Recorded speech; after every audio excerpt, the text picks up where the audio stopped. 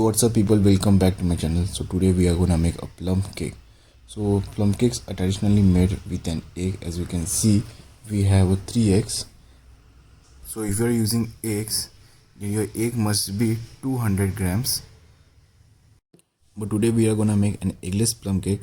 So we will remove the egg and we are gonna use an soya milk instead of egg, which will be around 200 grams of soya milk. Okay, so let's talk about the common thing between an egg yolk and a soya milk. They both contain a lecithin. So lecithin is an emulsifier agent which will help you to combine the water and fats. Okay, enough of science for now. Okay, if you want your cake to be dense and fudgy, then the soya milk should be 200 gram, flour 200 gram, sugar 200 gram, butter 200 gram, dry fruits and nuts 200 gram. Whoa, what a recipe! But if you want a light and soft texture in your cake, then everything will be same, only a small difference that your flour should be 300 gram. You have just increase 100 gram extra in your flour to make it more light and soft. Alright, let's talk about the other ingredients. Baking powder half teaspoon, baking soda half teaspoon, spices 10 gram, caramel sauce 10 gram, cocoa powder 40 grams, which is optional.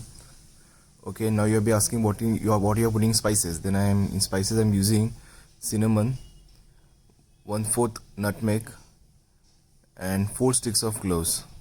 You can also use ginger powder, that's a cocoa powder, that's a caramel sauce, and this is a rum essence which is optional. Okay, so many of you don't know how to make your own caramel sauce.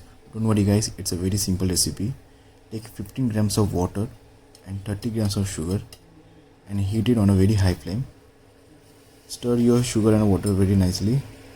Once your sugar reaches to a caramel stages, then add another 15 grams of water and heat it for at least 2 minutes. Once it cool down, your consistency should be look like this. It should be very thick consistency, as you can see. So this caramel sauce is gonna give a color and a flavor to your cake. Okay, so let's start now.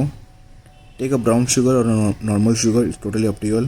Half sticks of cinnamon, 1/4 nutmeg and 4 sticks of cloves. We are gonna make a fine powder. So we are using a mixer for this.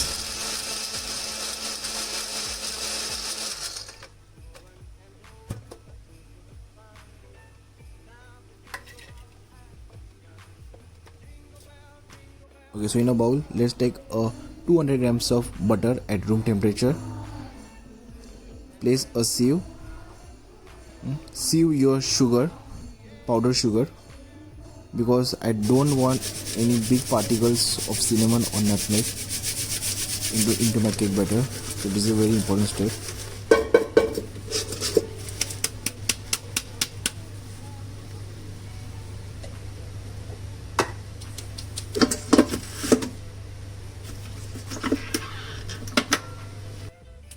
Okay, now whisk your butter and sugar in a stand mixer. If you don't have a stand mixer like this, then you can use a hand mixer or a normal whisk will also do. So whisk this till it become a light and fluffy. Once it become light and fluffy, then slowly add the soya milk. Suppose if it get curdled in between, don't worry guys, just keep on going, it will combine.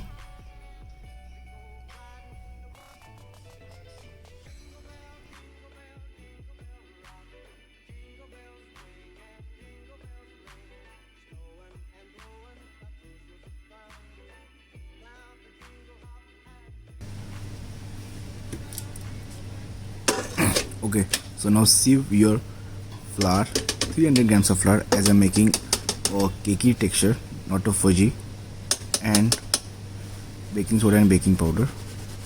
Sieve it nicely. Once it's done, then again mix your batter properly.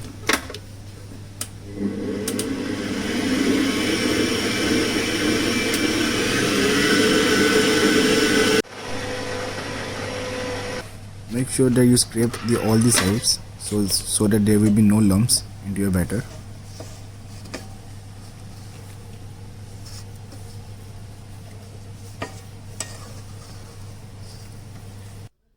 Then add caramel sauce, which we have made. Again mix it. Now the favorite part.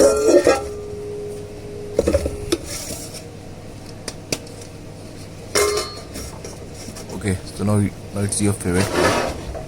Open your soak dry fruits which you have kept for at least 2 weeks, or you can also keep it for maximum 6 months.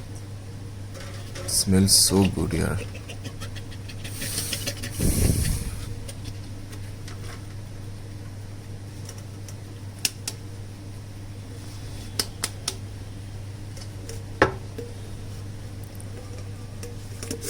Okay, so strain the excess liquid. Okay, so I'm using the liquid to my cake batter to make it more rich and flavorful. If there is no excess liquid in your dry fruits, then you can use 20 ml of rum.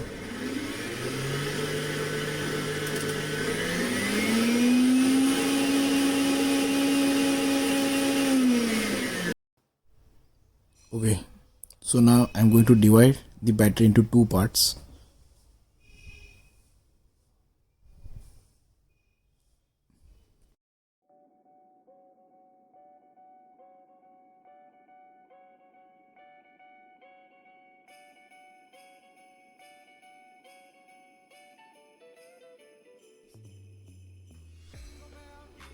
In one part, I'm going to add the 20 grams of cocoa powder.